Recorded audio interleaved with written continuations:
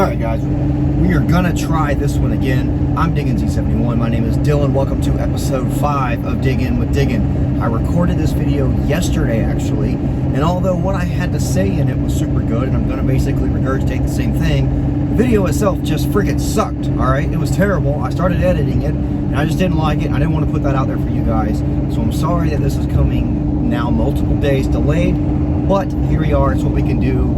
You know, I don't expect these things to go viral as far as entertainment factor. I expect for these things to be valuable for the information that's in them. But I also don't expect you guys to watch moldy bread grow. And that video was moldy bread.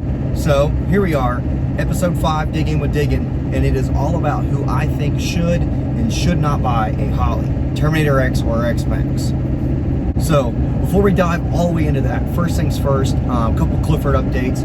Trans is down at Suncoast getting the converter touched up. We're going to put lockup back in it. We're going to do a full inspection on the trans, make sure it's good to go. It's been flawless so far, but we're going to make sure, because I'm excited to tell you guys that I actually have some racing coming up. I have not only a race this weekend, I'm going to be doing some foot brake racing, entering in a daily driver class that doesn't allow trans brakes, so that's coming up. I'm going to have to see if I can get this thing to school while still staging, or being able to stage on the foot brake. That'll be fun. It's been a long time since I've done that. And second is the following weekend, which is going to be May 7th and 8th, I'm going to be in Commerce, Georgia, Atlanta Motor Speedway, Atlanta Driveway, whatever the name is. And we're going to be doing some street car and some street truck takeover racing. I was able to pick up a pretty big win there last year, hoping to repeat this year. I fear the competition is going to be significantly tougher. Not that some of the guys I didn't race last time were already tough, but I just think that it's going to be huge, and there are people who will be coming out of the woodworks for this one. But that's enough for that. I just wanted to let you guys know that those things are coming up. I realize that probably about 1,000 of you subscribers have never even seen me race, and that's a problem. So we've got to get back to more of that, especially if we want to be competitive on race week. So we're doing some racing. Back to the topic at hand. Who should buy a Holley Terminator X-Max and who should not? Alright, so to keep this simple, if you have a basic setup, and what I mean by that is if you have something that's cam only, cam and converter, just bolt-ons, you have no real desire to go with some substantial power adder, don't worry about buying one. A stock ECU is more than capable and has definitely done basic setups like that, even stroker setups, time and time again. It's countless, it's proven, it's very effective.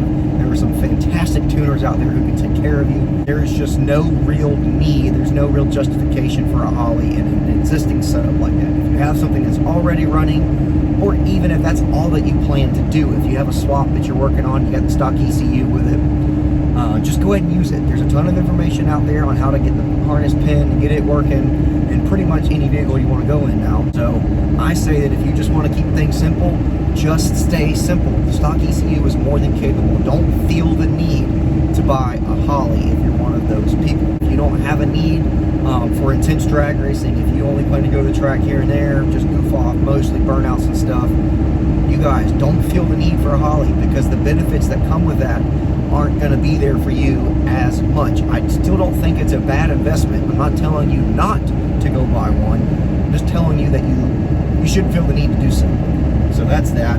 As far as for who should buy one, this is also relatively simple, but it's just my outlook on the thing, because I realize that for those of you who are willing to spend the money, this is a fantastic item for bringing value to your program. The value that it brings far outweighs the cost that it has. Even though it's relatively expensive, the bang for your buck in the Holley Terminator X is substantial. Don't be afraid to buy it if you're questioning it. But if you're questioning it, let me tell you who I think fits into the categories that can benefit from one.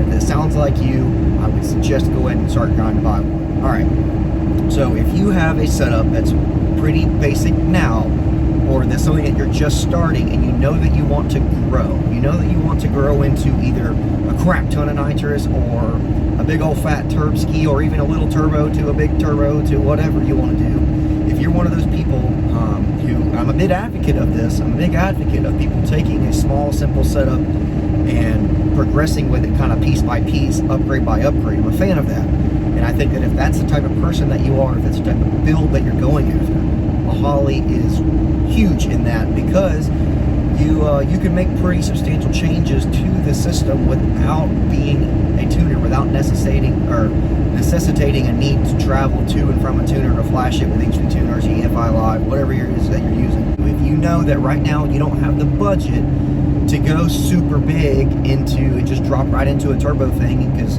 of all the parts and pieces that you have to buy, and you know that you want to start with a cam setup, then I think the Holley's a great place to start. Now, the second group of people who I think should really consider and could really benefit from a Holley Terminator X Max is those people who are drag racing specific, and even more granular than that, the people who are drag racing with large power adders. So what I mean by that is that you've got a freaking fat turbski, you're running a lot of boost, you got that thing wicked up, or if you're somebody who likes nitrous, if that type of, if the giggle gas, if that's what you like, and you're running upwards of, a 200, 250, 300, that may be not a lot to some people, but if you're planning on running a 300 shot, I think there's some value to just go ahead and buying yourself a Holley Terminator X because of the safety features and stuff that it happens. This is not a video about why I think the Holley's a good idea. There's a million videos on that, but I think it's a good idea for some people because of these reasons, because of the data logging, because of the safeties that you can have, because of the tune adjustments that you can make yourself right there at the track. So say the track surface just goes away, or you're no prep racing and you're used to racing on concrete, now you're on asphalt, or you go to a track and it's got a ton of glue down and you're used to being a street kind of guy. The Holley allows you to make on-the-fly adjustments that don't require trips to your tuner for. And that's where some of you big power adder guys and you frequent drag racers are going to benefit a ton from. And it's inevitable. If you're going to run big power adder, if you're going to run big boost, something's going to go wrong at some point. You're going to have something try to lean out on you. You're going to have a fuel filter trying to clog up, fuel pressure drop off. A nitrous solenoid might stick open or something. And there's so many parameters that you can build in the Holley based around those things that you can, come back next weekend with the same motor, or, pull back around for the next pass, whereas somebody who's making that type of power on a stock ECU has a much smaller margin of error. It's nice to have a system that's both flexible tune-up wise, that you can make tunes on the fly, and something that's robust enough to keep your motor alive, so that way you can pull back around for round number 2 or whatever, tested tune, pass tune, whatever it is. So that's pretty much the short and sweet of this one, guys. I'm really not going to do too much. That's it in a nutshell. If you have an existing setup and you already have money invested into it, and it's already working for you, like you already have an MSD 2-step or a Lingenfelter 2-step timing retard, if you already got all that stuff, don't feel the need to invest in a Holley because it's working for you. Now, if you plan on making a pretty big shift and going to substantially more power, then maybe you might want to do that. Maybe you want to part out some of those things, get you some of your money back and put them into a Holley. That's a good idea. That's the big power adder guys I'm talking about. But that's kind of a subjective decision too. It's not just necessarily like, all right, as soon as you run a 250 shot, you need a Holley. As soon as you run bigger than an S480 and over 20 pounds of boost, you need a Holley. That's not what I'm saying. I'm just saying that if you know that your setup, regardless of what it is kind of, if it starts tiptoeing the line and you want more, or if you plan to drag race it, just about every weekend, then the Holley starts having more and more value for you guys, then you absolutely should consider one, because the user friendliness of it, the sort of wealth of knowledge that surrounds it is great. Both of those things it's great in both of those areas. And the more reasons that you can find to go after it, or the more jet sizes you go up, is the more reasons you should consider one. I think it starts making the juice more worth the squeeze. And that's coming from a budget guy. The price point of a Holley Terminator X Max is, like I said, it's relatively expensive, but it's not compared to what you get out of it. So anyway, I hope that cleared up some of you guys who kind of are on the fence about it. So for those of you, we'll wrap this up real short here again. If you have a 4-wheel drive K1500 and all you plan to do is drop in a 5.3, a 6.0 with a BTR Stage 2 cam converter, and you just want to do burnouts and stuff, you want it to sound good, get better fuel economy, get that tired 350 out of there, you guys don't feel the need for a Holley. I wouldn't suggest that you dive that deep in there because the features that it has aren't going to benefit you as much. Now, you know, I just spent the whole last 5 minutes talking about who should use it, but that's big power adder guys. That's people who know that in the next 2 or 3 years their setup's going to change dramatically.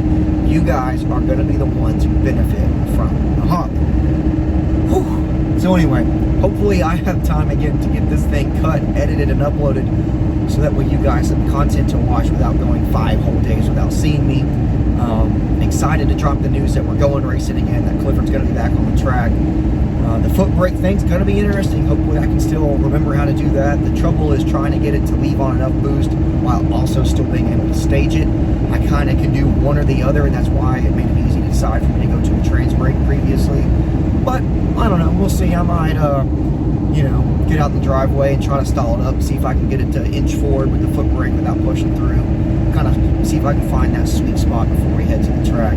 But ideally, we have Friday night testing coming up. We have Saturday race day. We have Sunday. We're going to inspect the thing, make sure it did what it did. We're going to check over the data logs and be ready to go race in Commerce, Georgia. Let's go. I'm so pumped for that. But anyway, thanks for watching. Keep digging. I'm Diggin 271. We'll see you next time.